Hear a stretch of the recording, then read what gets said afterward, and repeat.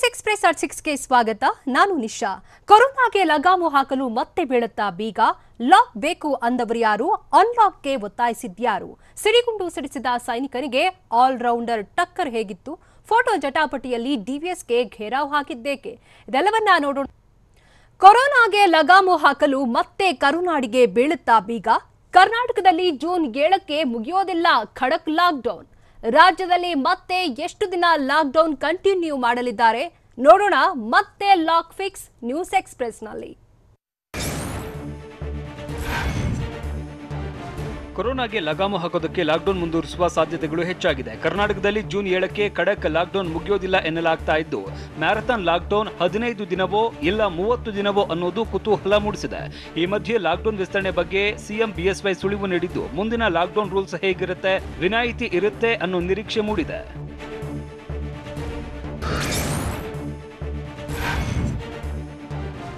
ರಾಜ್ಯದಲ್ಲಿ ಲಾಕ್ಡೌನ್ ಮುಂದುವರಿಕೆ ಬಗ್ಗೆ ಅಂತಿಮ ತೀರ್ಮಾನ ಮಾಡಿಲ್ಲ. ಜೂನ್ 5, 6ರಂದು ಚರ್ಚಿಸಿ ಲಾಕ್ಡೌನ್ ಬಗ್ಗೆ ತೀರ್ಮಾನ ಮಾಡ್ತೇವೆ ಅಂತ ಮುಖ್ಯಮಂತ್ರಿ ಬಿಎಸ್ ಯಡಿಯೂರಪ್ಪ ಹೇಳಿದ್ದಾರೆ. ಜೂನ್ 6ರಂದು ರಾಜ್ಯದ ಪರಿಸ್ಥಿತಿ ನೋಡಿಕೊಂಡು ಅಂತಿಮ ತೀರ್ಮಾನ ಕೈಗೊಳ್ತೇವೆ. ಲಾಕ್ಡೌನ್ ವಿಸ್ತರಣೆ ಬಗ್ಗೆ ತಜ್ಞರು ಇನ್ನೂ ವರದಿ ಕೊಟ್ಟಿಲ್ಲ ಅಂತ ಬೆಂಗಳೂರಿನಲ್ಲಿ ಸಿಎಂ ಬಿಎಸ್ವೈ ತಿಳಿಸಿದರು.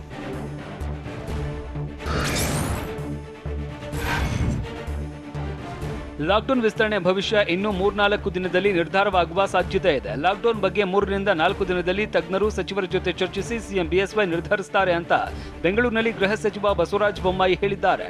ಲಾಕ್ಡೌನ್ ಬಗ್ಗೆ ಸೂಕ್ಷ್ಮವಾಗಿ ಸಿಎಂ ಬಿಎಸ್ವೈ ಹೇಳಿದ್ದಾರೆ. ಜೂನ್ 30ರವರೆಗೆ ಕಟ್ಟುನಿಟ್ಟಿನ ಕ್ರಮ ಮುಂದುವರಿಸುವಂತೆ ಕೇಂದ್ರ ಗೃಹ ಸಚಿವಾಲಯ ರಾಜ್ಯ ಸರ್ಕಾರಗಳಿಗೆ ಸೂಚಿಸಿದೆ. ಆದರೆ ಜೂನ್ 7ರವರೆಗೆ ಲಾಕ್ಡೌನ್ ಇದ್ದು ಅದರಲ್ಲಿ ಯಾವುದೇ ಬದಲಾವಣೆ ಇಲ್ಲ ಅಂತ ಸಚಿವ ಬಸವರಾಜ ಬೊಮ್ಮಾಯಿ ಹೇಳಿದ್ದಾರೆ.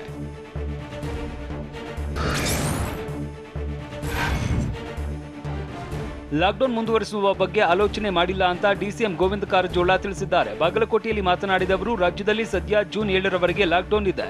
ಜೂನ್ 7ರ ನಂತರ ಲಾಕ್ಡೌನ್ ಬಗ್ಗೆ ನೋಡೋಣ ಅಂತ ಡಿಸಿಎಂ ಕಾರಜೋಳ ಹೇಳಿದ್ದಾರೆ.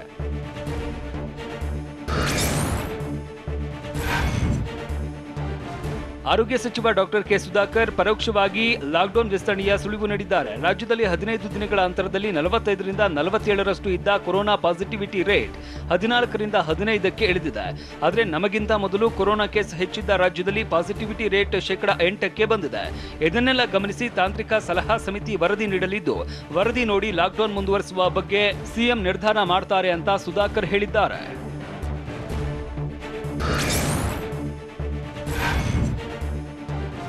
ರಾಜ್ಯದಲ್ಲಿ ಲಾಕ್ಡೌನ್ ವಿಸ್ತರಣೆ ಚೆಂಡು ಮುಖ್ಯಮಂತ್ರಿ ಬಿಎಸ್ವೈ ಅಂಗಳದಲ್ಲಿದೆ. ಲಾಕ್ಡೌನ್ ಬಗ್ಗೆ ಸಿಎಂ ಬಿಎಸ್ವೈ ತೀರ್ಮಾನ ಮಾಡ್ತಾರೆ ಅಂತ ದಾವಣಗೆರೆ ಜಿಲ್ಲೆ ಹರಿಹರದಲ್ಲಿ ಸಚಿವ ವಿ ಸೋಮಣ್ಣ ಹೇಳಿದ್ದಾರೆ. ರಾಜ್ಯದಲ್ಲಿ ಕೊರೋನಾ 10%ಕ್ಕಿಂತ ಕಡಿಮೆಯಾಗಿದೆ. ಈಗ ಇರುವ ಲಾಕ್ಡೌನ್ ಮುಗಿಯೋದಕ್ಕೆ ಇನ್ನೂ 7 ದಿನ ಇದೆ. 7 ದಿನ ಮುಗಿದ ಬಳಿಕ ಲಾಕ್ಡೌನ್ ಬಗ್ಗೆ ತೀರ್ಮಾನಿಸುತ್ತಾರೆ. ಹರಿಹರದಲ್ಲಿ ಸಚಿವ ವಿ ಸೋಮಣ್ಣ ತಿಳಿಸಿದರು.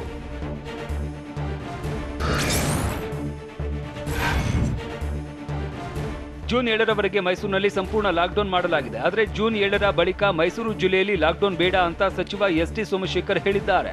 ಅಲ್ಲದೆ ಲಾಕ್ಡೌನ್ ಮುಂದುವರಿಸದಂತೆ ಸಿಎಂಗೆ ಮನವಿ ಮಾಡ್ತೇನೆ. ಜೂನ್ 7ರ ವೇಳೆಗೆ ಮೈಸೂರಿನಲ್ಲಿ 90% ಕೊರೋನಾ ನಿಯಂತ್ರಣಕ್ಕೆ ಬರುತ್ತೆ. ಹೀಗಾಗಿ ಮೈಸೂರು ಜಿಲ್ಲೆಯಲ್ಲಿ ಲಾಕ್ಡೌನ್ ಅವಶ್ಯಕತೆ ಇಲ್ಲ ಅಂತ ಸಚಿವ ಸೋಮಶೇಖರ್ ತಿಳಿಸಿದ್ದಾರೆ.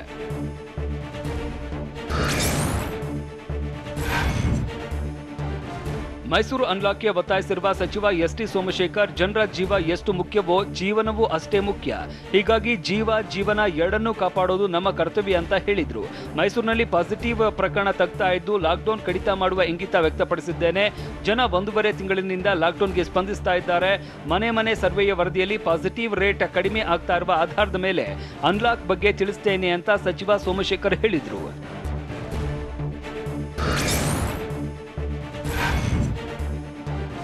ನನ್ನ ಪ್ರಕಾರ ಜೂನ್ 7ರ ಬಳಿಕ ಲಾಕ್ಡೌನ್ ವಿಸ್ತರಣೆ ಬೇಡ ಅಂತ ಸಚಿವ ಎಂಟಿಬಿ ನಾಗರಾಜ್ ಹೇಳಿದ್ದಾರೆ. ಹೊಸಕೋಟೆಯಲ್ಲಿ ಮಾತನಾಡಿದ ಅವರು, ಹೀಗಾಗಿ ಜೂನ್ 7ರವರೆಗೆ ಕೋವಿಡ್ ಪ್ರಕರಣಗಳನ್ನು ಗಮನಿಸುತ್ತೇವೆ. ಬಳಿಕ ವೈದ್ಯರು ತಜ್ಞರ ಸಮಿತಿ ವರದಿ ಆಧರಿಸಿ ಸಿಎಂ ಬಿಎಸ್ವೈ ಲಾಕ್ಡೌನ್ ಬಗ್ಗೆ ತೀರ್ಮಾನಿಸುತ್ತಾರೆ ಅಂತ ತಿಳಿಸಿದರು.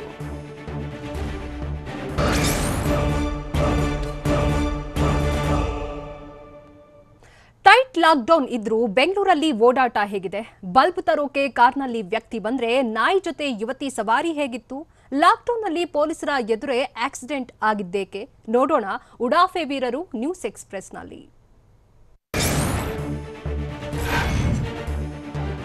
ಬೆಂಗಳೂರಿಗರಿಗೆ ಲಾಕ್ಡೌನ್ ಇದ್ರೂ ಒಂದೇ ಇಲ್ಲದಿದ್ರೂ ಒಂದೇ ಎನ್ನುವಂತಾಗಿದೆ. ಲಾಕ್ಡೌನ್ ನಡುವೆನೂ ಜನ ಅನಗತ್ಯವಾಗಿ ಓಡಾಡ್ತಾ ಇದ್ದಾರೆ. ಸಂಡೇ ಮೂಡ್ನಲ್ಲಿ ಬಿಂದಾಸ್ ಆಗಿ ಸಂಚಾರ ಮಾಡಿದ್ದು ಬೆಂಗಳೂರಿನ ಜನ ಟೈಟ್ ರೂಲ್ಸ್ಗೂ ಕ್ಯಾರೆ ಅಂತಿಲ್ಲ, ವೈರಸ್ಗೂ ಹೆದರ್ತಾ ಇಲ್ಲ. ಕೊರೋನಾ ಅಬ್ಬರಿಸ್ತಾ ಇದ್ರೂ ಉಡಾಫಿಯಾಗಿ ವರ್ತಿಸ್ತಾ ಇದ್ದಾರೆ.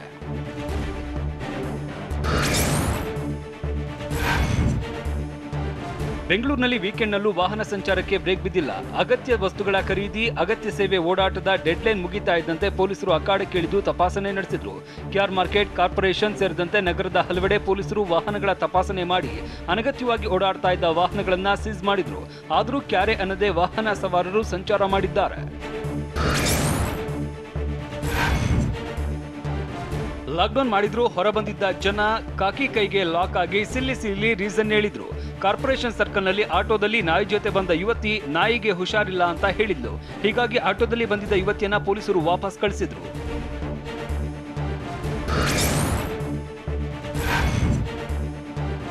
ಬಲ್ಬ್ ತರೋದಕ್ಕೆ ಹೋಗ್ತಾ ಇದ್ದೀನಿ ಅಂದವನು ಪೊಲೀಸರ ಕೈಗೆ ಸಿಕ್ಕಿ ಬಿದ್ದಿದ್ದಾನೆ. ಲಾಕ್ಡೌನ್ ಮಾಡಿದ್ರು ಸಿಲ್ಲಿ ನೆಪ ಹೇಳ್ಕೊಂಡು ಜನ ಹೊರಬಾಡ್ತಾ ಇದ್ದು ನಾಯಿ, ಸಿಗರೇಟ್ ನೆಪದ ಬಳಿಕ ಬಲ್ಬ್ ನೆಪ ಹೇಳಿದ್ದಾರೆ. ಬೆಂಗಳೂರಿನ ಆಡುಗೋಡಿ ಬಳಿಯ ಆನೆಪಾಳ್ಯದಲ್ಲಿ ಪೊಲೀಸರ ತಪಾಸಣೆ ವೇಳೆ ಕಾರ್ ಮಾಲೀಕನೊಬ್ಬ ಬಲ್ಬ್ ತರೋದಕ್ಕೆ ಹೋಗ್ತಾ ಇದ್ದೀನಿ ಅಂತ ಹೇಳಿದ್ದಾನೆ. ಹೀಗಾಗಿ ಕಾರ್ ಸೀಸ್ ಮಾಡಿ ಪೊಲೀಸರು ಶಾಕ್ ಕೊಟ್ಟಿದ್ದಾರೆ.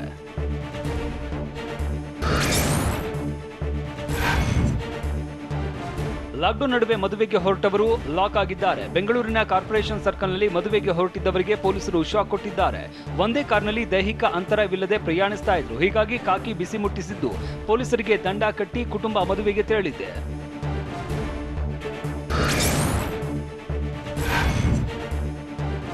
ಕೊರೋನಾ ಅಬ್ಬರಿಸ್ತಾ ಇದ್ರು ಜನ ಮಾತ್ರ ಬೇಕಾಬಿಟ್ಟಿಯಾಗಿ ವರ್ತಿಸ್ತಾ ಇದ್ದಾರೆ. ದೈಹಿಕ ಅಂತರ ಕಾಪಾಡದೆ ಆಟೋದಲ್ಲಿ 7 ಜನ ಸವಾರಿ ಮಾಡಿದ್ದು ಪೊಲೀಸರು ಆಟೋ ಸೀಸ್ ಮಾಡಿದ್ದಾರೆ.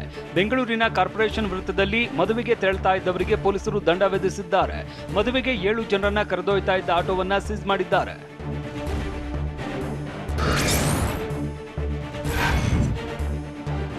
ಬೆಂಗಳೂರಿನ ಯಶವಂತಪುರದಲ್ಲಿ ಫೈನ್ ಹೈಡ್ರಾಮಾ ನಡೆದಿದೆ.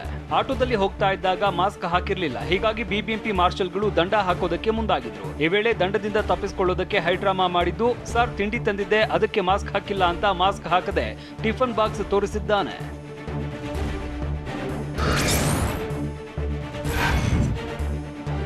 ಕಟ್ಟುನಿಟ್ಟಾಗಿ ಲಾಕ್ಡೌನ್ ಜಾರಿಗೆ ಕ್ರಮ ಕೈಗೊಂಡಿರುವ ಪೊಲೀಸರು ಬೆಂಗಳೂರಿನಲ್ಲಿ ಹೆಜ್ಜೆ ಹೆಜ್ಜೆಗೂ ಪರಿಶೀಲನೆ ನಡೆಸಿದ್ರು. ಇದೇ ವೇಳೆ ಪೊಲೀಸರಿಂದ ಎಸ್ಕೇಪ್ ಆಗುವಾಗ ಬ್ಯಾರಿಕೇಡ್ಗೆ ಒಮ್ನಿ ಡಿಕ್ಕಿ ಹೊಡೆದಿದ್ದು ಹೆಡ್ಲೈಟ್ ಪೀಸ್ ಆಗಿದೆ. ಬೆಂಗಳೂರಿನ ಮೈಸೂರು ಬ್ಯಾಂಕ್ ಸರ್ಕಲ್ನಲ್ಲಿ ಘಟನೆ ನಡೆದಿದ್ದು ಪೊಲೀಸರನ್ನ ನೋಡ್ತಾ ಇದ್ದಂತೆ ಎಸ್ಕೇಪ್ ಆಗುವಾಗ ಬ್ಯಾರಿಕೇಡ್ಗೆ ಚಾಲಕ ಕಾರನ್ನ ಗುದ್ದಿದ್ದಾನೆ.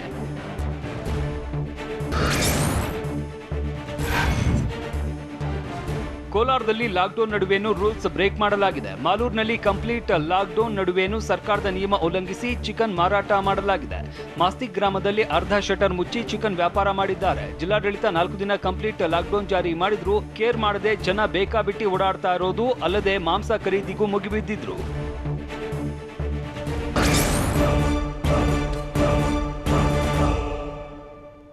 ಜೂನ್ 7ರ ಒಳಗೆ ಕೊರೋನಾ ಪಾಸಿಟಿವಿಟಿ ದರ 0 ಆಗ್ಬೋದು ಅಂತ ಹೇಳಿದ್ಯಾರು? ಡಿವಿಎಸ್ ವಿರುದ್ಧ ಕಾಂಗ್ರೆಸ್ ಕಾರ್ಯಕರ್ತರು ಗರಂ ಆಗಿದ್ದೇಕೆ? ಕೇರ್ ಸೆಂಟರ್ನಲ್ಲಿರೋ ಸೋಂಕಿತರು ದಯವಿಟ್ಟು ನಮ್ಮನ್ನು ಬಿಟ್ಬಿಡಿ ಅಂತ ಗೋಳಾಡಿದ್ದೇಕೆ? ನೋಡೋಣ ಕೊರೋನಾ ಆಘಾತ ನ್ಯೂಸ್ ಎಕ್ಸ್‌ಪ್ರೆಸ್‌ನಲ್ಲಿ.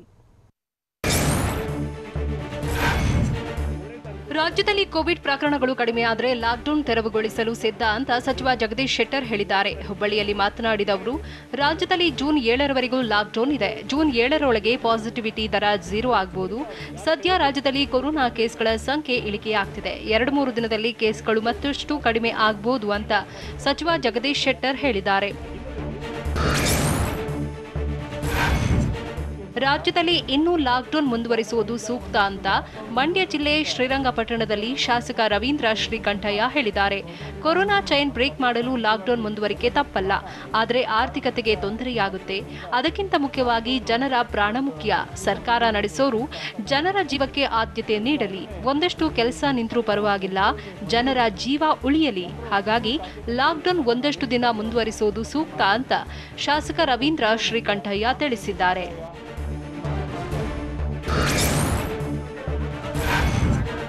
ಬೆಂಗಳೂರಿನ ಚೋಳನಾಯಕನಹಳ್ಳಿಯಲ್ಲಿ ಬಿಜೆಪಿ ಕಾಂಗ್ರೆಸ್ ಕಾರ್ಯಕರ್ತರ ಮಧ್ಯೆ ಗಲಾಟೆ ನಡೆದಿದೆ. ಈ ವೇಳೆ ಕೇಂದ್ರ ಸಚಿವ ಡಿವಿ ಸದಾನಂದ ಗೌಡಗೆ ಕಾಂಗ್ರೆಸ್ ಕಾರ್ಯಕರ್ತರು ಮುತ್ತಿಗೆ ಹಾಕಿದ್ರು. ಅಲ್ಲದೆ ಡಿವಿಎಸ್ ಸೇರಿ ಎಂಎಲ್ಸಿ ನಾರಾಯಣಸ್ವಾಮಿ ವಿರುದ್ಧವೂ ಆಕ್ರೋಶ ವ್ಯಕ್ತಪಡಿಸಿದ್ರು. ಚೋಳನಾಯಕನಹಳ್ಳಿಯಲ್ಲಿ ಬಿಬಿಎಂಪಿ ನೇತೃತ್ವದಲ್ಲಿ ಕೋವಿಡ್ ಆಸ್ಪತ್ರೆ ನಿರ್ಮಿಸಲಾಗಿದೆ. ಆದರೆ ಆಸ್ಪತ್ರೆಯಲ್ಲಿ ರಾಜೀವ್ ಗಾಂಧಿ ಫೋಟೋ ಅಳವಡಿಸಿದ ಆರೋಪ ಕೇಳಿಬಂದ ಕಾರಣಕ್ಕೆ ಡಿವಿಎಸ್ ಆಸ್ಪತ್ರೆಗೆ ಭೇಟಿ ನೀಡಿದ್ರು. ಎಂಎಲ್ಸಿ ನಾರಾಯಣಸ್ವಾಮಿ ಸಾಥ್ ಕೊಟ್ಟಿದ್ದು. ಈ ವೇಳೆ ಕಾಂಗ್ರೆಸ್ ಕಾರ್ಯಕರ್ತರು ಮುತ್ತಿಗೆ ಹಾಕಿ ಗರಂ ಆಗಿದ್ರು.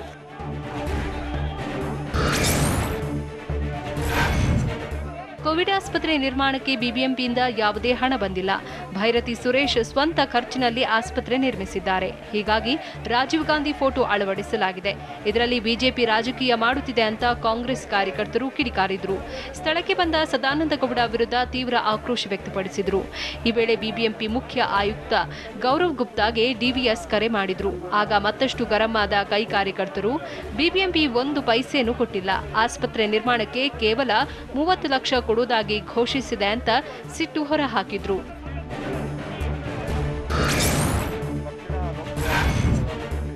ಬಿಎಸ್ವೈ ಎಷ್ಟು ಕೆಲಸ ಮಾಡ್ತಿದ್ದಾರೆಂದು ರಾಜ್ಯಕ್ಕೆ ಗೊತ್ತಿದೆ. ನಾವು 5 ಸಚಿವರು ಕೂಡ ಬೆಡ್ ಐಸಿಯು ಸಮಸ್ಯೆ ಬಗೆಹರಿಸಿದ್ದೀವಿ ಅಂತ ಬೆಂಗಳೂರಲ್ಲಿ ಕಂದಾಯ ಸಚಿವ ಅಶೋಕ್ ಹೇಳಿದ್ದಾರೆ. ಅಲ್ಲದೆ ಕಾಂಗ್ರೆಸ್ ನಾಯಕರದ್ದು ಟ್ವಿಟರ್ಗಳಲ್ಲಷ್ಟೇ ಕೆಲಸ ಅಂತ ಕಾಲೆಳೆದಿದ್ದಾರೆ. ಕಾಂಗ್ರೆಸ್ನಲ್ಲಿ ಯಾರೂ ಫೀಲ್ಡ್ಗೆ ಇಳಿದು ಕೆಲಸ ಮಾಡ್ತಿಲ್ಲ. ಆದರೆ ನಾವು ಬೆಳಗ್ಗೆ 6ರಿಂದ ರಾತ್ರಿ 10ರವರೆಗೆ ಕೆಲಸ ಮಾಡ್ತಿದ್ದೇವೆ. ಕಾಂಗ್ರೆಸ್ನವರು ಟ್ವೀಟ್ ಮಾಡಿಕೊಂಡು ವೀಕ್ಷಕರಾಗಿದ್ದಾರೆ ಅಂತ ಸಚಿವ ಆರ್ ಅಶೋಕ್ ವ್ಯಂಗ್ಯವಾಡಿದ್ದಾರೆ.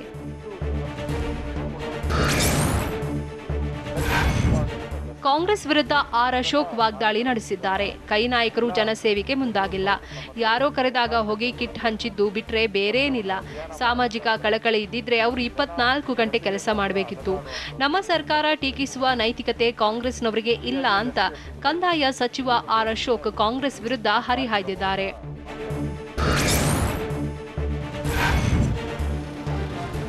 ಶಿವಮೊಗ್ಗ ಜಿಲ್ಲೆಯಲ್ಲಿ ನಾಳೆಯಿಂದ ಕಠಿಣ ಲಾಕ್ಡೌನ್ ಜಾರಿಗೊಳಿಸಲಾಗುತ್ತಿದೆ. 1 ವಾರ ಲಾಕ್ಡೌನ್ ಹೇರಲಾಗುತ್ತಿದ್ದು ಮದ್ಯದ ಅಂಗಡಿಗಳು ಕೂಡ ಕ್ಲೋಸ್ ಆಗಲಿವೆ. ಈ ಬಗ್ಗೆ ಅಬಕಾರಿ ಡಿಸಿ ಡಾಕ್ಟರ್ ಅಜಿತ್ ಕುಮಾರ್ ಮಾಹಿತಿ ನೀಡಿದ್ದು, ದಿನಸಿ ತರಕಾರಿ ಖರೀದಿಗೆ ನಿತ್ಯ ಬೆಳಗ್ಗೆ 6ರಿಂದ 8 ಗಂಟೆಯವರೆಗೆ ಮಾತ್ರ ಅವಕಾಶ ಕಲ್ಪಿಸಲಾಗಿದೆ. ದಯವಿಟ್ಟು ನಮ್ಮನ್ನ ಬಿಟ್ಬಿಡಿ ಅಂತ ಕೊರೋನಾ ಸೋಂಕಿತರು ಗೋಳಾಡಿದ್ದಾರೆ. ಮಂಡ್ಯ ಜಿಲ್ಲೆ ನಾಗಮಂಗಲ ತಾಲೂಕಿನ ಬದರಿಕೊಪ್ಪಲು ಗ್ರಾಮದ ಕೋವಿಡ್ ಕೇರ್ ಸೆಂಟರ್ನಲ್ಲಿ ಘಟನೆ ನಡೆದಿದೆ. ದಯವಿಟ್ಟು ನಮ್ಮನ್ನ ಮನೆಗೆ ಕಳಿಸಿ, ಈ ನರಕದಿಂದ ದೂರ ಮಾಡಿ ಅಂತ ಸೋಂಕಿತರು ಹೇಳಿದ್ದಾರೆ. ಎಲ್ಲಾ ಸವಲತ್ತು ಕೊಡ್ತೀವಿ ಅಂತ ಕರೆತಂದು ನರಕದಲ್ಲಿ ಕೂಡಿ ಹಾಕಿದ್ದಾರೆ. ಮಗು 3 ದಿನಗಳಿಂದ ಕೆಮ್ಮಿನಿಂದ ನರಳುತ್ತಿದ್ದು ಕೇಳಿದ್ರು ಔಷಧಿ ಕೊಡ್ತಿಲ್ಲ. ಶೌಚಾಲಯ ಗಬ್ಬೆದ್ದು ನಾರುತ್ತಿದೆ. ಇಲ್ಲಿಗಿಂತ ಮನೆಯಲ್ಲೇ ನಾವು ಬಿಸಿ ಊಟ ಮಾಡಿಕೊಂಡು ಗುಣಮುಖರಾಗ್ತೀವಿ ಅಂತ ಮಹಿಳೆ ಹೇಳಿದ್ದಾರೆ.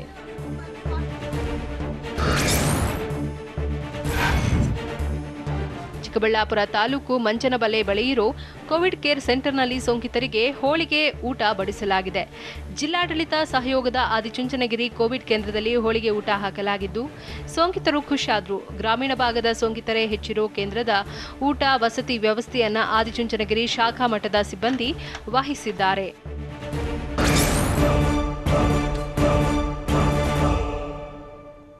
ರಾಜ್ಯದಲ್ಲಿ ಎಷ್ಟು ಜನರಿಗೆ ಬ್ಲ್ಯಾಕ್ ಫಂಗಸ್ ದಾಳಿ ಮಾಡಿದೆ? ಕಪ್ಪು ಸುಳಿಯಲ್ಲಿ ಸಿಲುಕಿ ಮಕ್ಕಳು ಒದ್ದಾಡ್ತಿರೋದೇಗೆ? ಶಂಕಿತ ಬ್ಲ್ಯಾಕ್ ಫಂಗಸ್ಗೆ ನಿವೃತ್ತ ಹೆಚ್ಚುವರಿ ಎಸ್ಪಿ ಬಲಿಯಾಗಿದ್ದೆಲ್ಲಿ? ಇವೆಲ್ಲವನ್ನ ನೋಡೋಣ ಕರಿಹೆಮ್ಮಾರಿ ನ್ಯೂಸ್ ಎಕ್ಸ್‌ಪ್ರೆಸ್‌ನಲ್ಲಿ. ರಾಜ್ಯದಲ್ಲಿ ಬ್ಲ್ಯಾಕ್ ಫಂಗಸ್ ಅಬ್ಬರ ಹೆಚ್ಚುತ್ತಿದ್ದು ಇದರ ಜೊತೆಗೆ ಔಷಧಕ್ಕೆ ಕೊರತೆ ಉಂಟಾಗಿರುವುದು ತೀವ್ರ ಆತಂಕ ಮೂಡಿಸಿದೆ. ಔಷಧಕ್ಕೆ ಅಭಾವ ಉಂಟಾಗ್ತಿದ್ದಂತೆ ರಾಜ್ಯ ಸರ್ಕಾರ ಕೇಂದ್ರದತ್ತ ಮುಖ ಮಾಡಿದೆ. ಹೀಗಾಗಿ ರಾಜ್ಯಕ್ಕೆ ಔಷಧ ಕೊಡಿಸಲು ಕೇಂದ್ರ ಸಚಿವ ಡಿವಿ ಸದಾನಂದ ಗೌಡ ಪ್ರಯತ್ನ ಮಾಡ್ತಿದ್ದಾರೆ ಅಂತ ಬೆಂಗಳೂರಿನಲ್ಲಿ ಆರೋಗ್ಯ ಸಚಿವ ಡಾಕ್ಟರ್ ಕೆ ಸುಧಾಕರ್ ಹೇಳಿದ್ದಾರೆ. 8ಕ್ಕೂ ಹೆಚ್ಚು ಕಂಪನಿ ಜೊತೆ ಚರ್ಚಿಸಿ ಸಿದ್ಧತೆ ಮಾಡಿಕೊಂಡಿದ್ದು ದೇಶದಾದ್ಯಂತ 80,000 ವಯಲ್ಸ್ ಮಾರುಕಟ್ಟೆಗೆ ಬಂದಿದೆ. ರಾಜ್ಯಕ್ಕೂ 8ರಿಂದ 10,000 ವಯಲ್ಸ್ ಔಷಧ ಪೂರೈಸಿದ್ದಾರೆ ಅಂತ ಸುಧಾಕರ್ ತಿಳಿಸಿದರು. ನಮ್ಮ ರಾಜ್ಯದಲ್ಲಾಗಲಿ ದೇಶದಲ್ಲಾಗಲಿ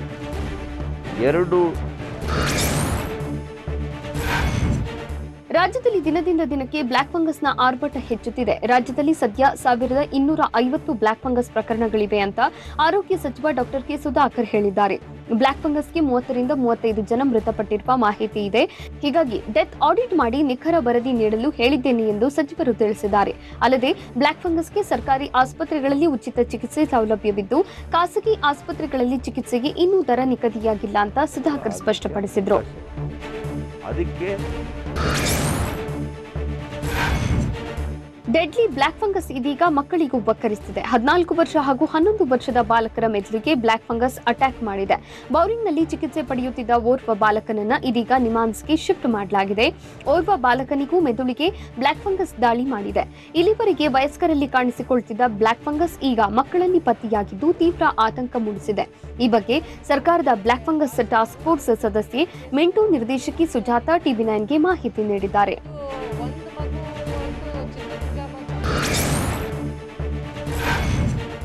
ಶಂಕಿತ ಬ್ಲಾಕ್ ಫಂಗಸ್ಗೆ ನಿವೃತ್ತ ಹೆಚ್ಚುವರಿ ಎಸ್ಪಿ ಬಲಿಯಾಗಿದ್ದಾರೆ. ವಿಜಯಪುರ ಜಿಲ್ಲೆ ಸಿಂದಗಿ ಮೂಲದ ನಿವೃತ್ತ ಹೆಚ್ಚುವರಿ ಎಸ್ಪಿ ಬಿ ಮಹಂತೇಶ್ ಇತ್ತೀಚೆಗಷ್ಟೇ ಕೋವಿಡ್ ಸೋಂಕಿನಿಂದ ಗುಣಮುಖರಾಗಿದ್ರು. ಬಳಿಕ ಬ್ಲಾಕ್ ಫಂಗಸ್ ಲಕ್ಷಣಗಳು ಕಾಣಿಸಿಕೊಂಡಿತ್ತು. ಆದರೆ ಚಿಕಿತ್ಸೆ ಫಲಿಸದೆ ವಿಜಯಪುರ ಖಾಸಗಿ ಆಸ್ಪತ್ರೆಯಲ್ಲಿ ನಿಧನರಾಗಿದ್ದಾರೆ.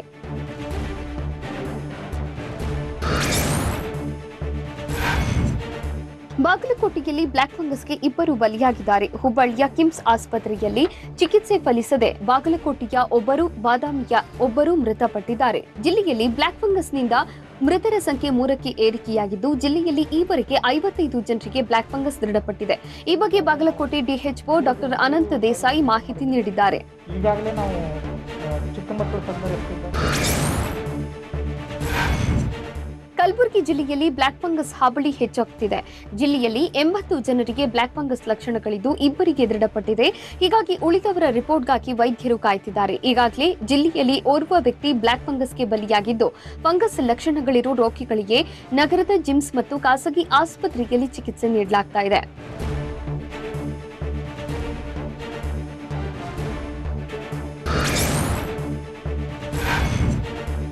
ಧಾರವಾಡ ಜಿಲ್ಲೆಯಲ್ಲಿ ಕರಿ ಹೆಮ್ಮಾರಿ ತಾಂಡವವಾಡ್ತಾ ಇದೆ. ಜಿಲ್ಲೆಯಲ್ಲಿ 113ಕ್ಕೆ ಬ್ಲಾಕ್ ಫಂಗಸ್ ರೋಗಿಗಳ ಸಂಖ್ಯೆ ತಲುಪಿದ್ದು ಜಿಲ್ಲೆಯ ವಿವಿಧ ಆಸ್ಪತ್ರೆಯಲ್ಲಿ ಚಿಕಿತ್ಸೆ ಪಡೆಯುತ್ತಿದ್ದಾರೆ.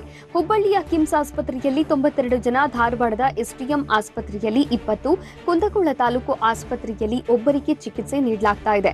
ಆದರೆ ಔಷಧ ಇಲ್ಲದೆ ರೋಗಿಗಳು ಕಂಗಾಲಾಗಿದ್ದಾರೆ. ಇಂಜೆಕ್ಷನ್ಗೆ ಬದಲು ಪರ್ಯಾಯವಾಗಿ ಸರ್ಕಾರ 300 ಫೋಸಕೋನಜೋಲ್ ಮಾತ್ರೆ ಕಳುಹಿಸಿದೆ.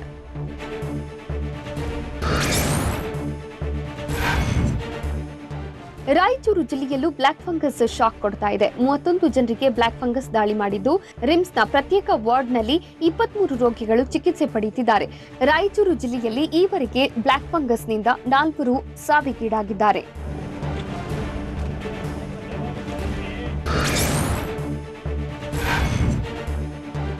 ಸಾಂಸ್ಕೃತಿಕ ನಗರಿ ಮೈಸೂರಿನಲ್ಲೂ ಕಪ್ಪು ಶಿಲೀಂಧ್ರದ ಆರ್ಭಟ ಹೆಚ್ಚಾಗಿದೆ. ಮೈಸೂರಿನಲ್ಲಿ ಒಟ್ಟು 54 ಬ್ಲಾಕ್ ಫಂಗಸ್ ಕೇಸ್ ಪತ್ತೆಯಾಗಿದೆ. ಚಿಕಿತ್ಸೆ ಫಲಿಸದೆ 5 ಮೃತಪಟ್ಟಿದ್ರೆ 6 ರೋಗಿಗಳು ಗುಣಮುಖರಾಗಿದ್ದಾರೆ. 43 ಬ್ಲಾಕ್ ಫಂಗಸ್ ರೋಗಿಗಳ ಪೈಕಿ ಕೆಆರ್ ಆಸ್ಪತ್ರೆಯಲ್ಲಿ 34, ಖಾಸಗಿ ಆಸ್ಪತ್ರೆಯಲ್ಲಿ 9 ಸೋಂಕಿತರಿಗೆ ಚಿಕಿತ್ಸೆ ನೀಡಲಾಗ್ತಾ ಇದೆ.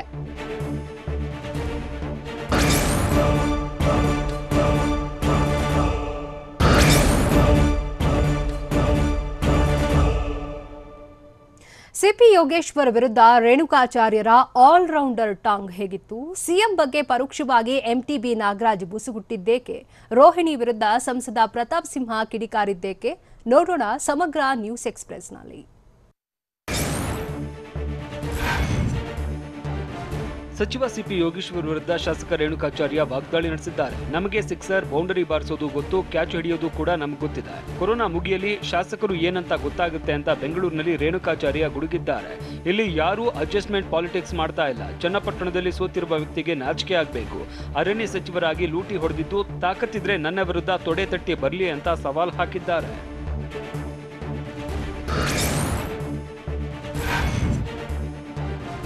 ರಾಜ್ಯದಲ್ಲಿ 3 ಪಕ್ಷಗಳ ಸರ್ಕಾರ ಇದೆ ಎಂಬ ಸಚಿವ ಸಿಪಿ ಯೋಗೇಶ್ವರ್ ಹೇಳಿಕೆಗೆ ಸಂಸದ ಡಿಕೆ ಸುರೇಶ್ ಕಿಡಿಕಾರಿದ್ದಾರೆ. ಅವರು ಎಲ್ಲಾ ಪಕ್ಷಗಳನ್ನ ನೋಡಿದ್ದರಲ್ಲ, ಅದಕ್ಕೆ ಹೇಳಿದ್ದಾರೆ ಅಂತ ರಾಮನಗರ ತಾಲೂಕಿನ ಬಿಡದಿಯಲ್ಲಿ ಡಿಕೆ ಸುರೇಶ್ ಕಿಡಿಕಾರಿದ್ದಾರೆ. ವಿಜೇಂದ್ರ ಜೊತೆ ಸರ್ಕಾರ ತರೋದಕ್ಕೆ ಪ್ಲಾನ್ ಮಾಡಿದ್ದು ಯಾರು? ದೆಹಲಿಗೆ ಹೋಗಿದ್ಯಾರು? ಶಾಸಕರಿಗೆ ಹಣ ಕೊಟ್ಟಿದ್ಯಾರು ಅಂತ ಪ್ರಶ್ನಿಸಿದ ಡಿಕೆ ಸುರೇಶ್ ಎಲ್ಲಾ ಮಾಹಿತಿ ಅವರ ಬಳಿನೇ ಇದೆ, ಅವರೇ ಮಾತಾಡಲಿ ಅಂತ ಆಕ್ರೋಶ ವ್ಯಕ್ತಪಡಿಸಿದ್ರು.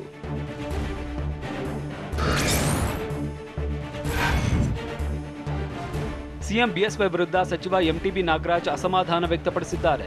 ಸಿಎಂ ಯಡಿಯೂರಪ್ಪ ಮನಸ್ಸಲ್ಲಿ ಏನಿದೆ ಅಂತ ಗೊತ್ತಿಲ್ಲ ಅಂತ ಎಂಟಿಬಿ ನಾಗರಾಜ್ ಕೆಲಸ ಮಾಡುವ ಕೈಗಳಿಗೆ ಜವಾಬ್ದಾರಿಯನ್ನ ಕೊಡಬೇಕು. ಮನೆಯಲ್ಲಿ ಕೂತಿರುವವರಿಗೆ ಕೆಲಸ ಕೊಟ್ರೆ ಮಾಡ್ತಾರೆ ಅಂತ ಸಚಿವ ಆರ್ ಅಶೋಕ್ ವಿರುದ್ಧ ಪರೋಕ್ಷವಾಗಿ ವಾಗ್ದಾಳಿ ನಡೆಸಿದ್ರು.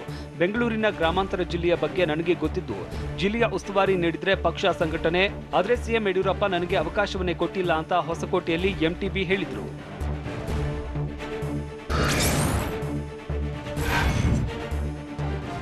ಬಿಜೆಪಿಯಲ್ಲಿ ನಾಯಕರ ಕೊರತೆ ಇಲ್ಲ, ಆದರೆ ನಮ್ಮ ಸರ್ವಸಮ್ಮತಿಯ ನಾಯಕ ಯಡಿಯೂರಪ್ಪ ಅಂತ ಮಂಗಳೂರಿನಲ್ಲಿ ನಳಿನ್ ಕುಮಾರ್ ಕಟೀಲು ಹೇಳಿದ್ದಾರೆ. ಇದೇ ವೇಳೆ ಸಿದ್ದರಾಮಯ್ಯ ವಿರುದ್ಧ ವಾಗ್ದಾಳಿ ನಡೆಸಿದ ಅವರು ಸಿದ್ದರಾಮಯ್ಯ ಮೊದಲು ಎಲ್ಲಿದ್ರು, ಅವರ ಗುರು ಯಾರು ಅಂತ ಪ್ರಶ್ನಿಸಿದ್ರು. ಅಲ್ಲದೆ ಕಾಂಗ್ರೆಸ್ನಲ್ಲಿ ನಾಯಕತ್ವದ ಕೊರತೆ ಇದೆ ಎಂದ ಕಟೀಲು, ಅದಕ್ಕಾಗಿ ಸಮ್ಮಿಶ್ರ ಸರ್ಕಾರ ರಚನೆ ಆದಾಗ ರಾಹುಲ್ ಗಾಂಧಿ, ಎಚ್ಡಿ ಕುಮಾರಸ್ವಾಮಿ ಕೈಕಾಲು ಹಿಡಿದು ಸಿಎಂ ಮಾಡಿದ್ರು ಅಂತ ಕಿಡಿಕಾರಿದ್ರು.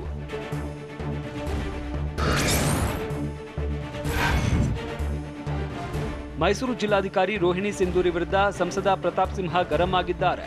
28 ಲಕ್ಷ ರೂಪಾಯಿ ವೆಚ್ಚದಲ್ಲಿ ಸ್ವಿಮ್ಮಿಂಗ್ ಪೂಲ್ ನಿರ್ಮಾಣ ಮಾಡಿದ್ದು ಇವರಿಂದ ಜನಪ್ರತಿನಿಧಿಗಳು ಪಾಠ ಕಲಿಬೇಕಾಗಿಲ್ಲ ಅಂತ ಪ್ರತಾಪ್ ಸಿಂಹ ವಾಗ್ದಾಳಿ ನಡೆಸಿದ್ದಾರೆ. ಸರ್ಕಾರ 41 ಕೋಟಿಯಲ್ಲಿ 39 ಕೋಟಿ ಖರ್ಚು ಎಂದಿದ್ದಾರೆ. ಹೀಗಾಗಿ ಮೊದಲು ಆ 39 ಕೋಟಿಗೆ ಜನರಿಗೆ ಡಿಸಿ ಲೆಕ್ಕ ಕೊಡಬೇಕು.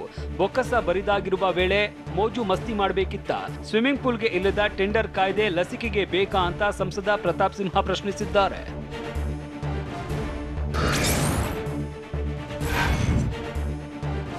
ತಂದೆಯನ್ನು ಉಳಿಸಿಕೊಳ್ಳೋದಕ್ಕೆ ಮಗಳು ಶತಪ್ರಯತ್ನ ಮಾಡಿದ್ರೂ ಜೀವ ಉಳಿಲಿಲ್ಲ. ಕೊರೋನಾಗೆ 75 ವರ್ಷದ ಕುಪ್ಪನ್ ಎನ್ನುವವರು ಬಲಿಯಾಗಿದ್ದಾರೆ. ತಮಿಳುನಾಡಿನಲ್ಲಿ ವಾಸವಾಗಿದ್ದ ಕುಪ್ಪನ್ಗೆ ಕಳೆದ ಕೆಲ ದಿನಗಳ ಹಿಂದೆ ತೀವ್ರವಾದ ಜ್ವರ ಕಾಣಿಸಿಕೊಂಡಿತ್ತು. ಹೀಗಾಗಿ ಬೆಂಗಳೂರಿನ ವೈಟ್ಫೀಲ್ಡ್ ಬಳಿ ಖಾಸಗಿ ಆಸ್ಪತ್ರೆಯಲ್ಲಿ ನರ್ಸ್ ಆಗಿದ್ದ ಮಗಳಿಗೆ ಮಾಹಿತಿ ನೀಡಿದ್ದು ಕೂಡಲೇ ಆಸ್ಪತ್ರೆಗೆ ಕರೆಸಿ ಚಿಕಿತ್ಸೆ ಕೊಡಿಸಿದ್ದಾರೆ. ಈ ವೇಳೆ ಕೊರೋನಾ ಪಾಸಿಟಿವ್ ಇರೋದ್ರಿಂದ ವರದಿ ಬಂದಿದ್ದು 5 ದಿನ ಅದೇ ಆಸ್ಪತ್ರೆಯಲ್ಲಿ ಚಿಕಿತ್ಸೆ ಪಡೆದಿದ್ದಾರೆ. ಆದರೆ ಚಿಕಿತ್ಸೆ ಫಲಿಸದೆ ಕುಪ್ಪನ್ ಮೃತಪಟ್ಟಿದ್ದಾರೆ.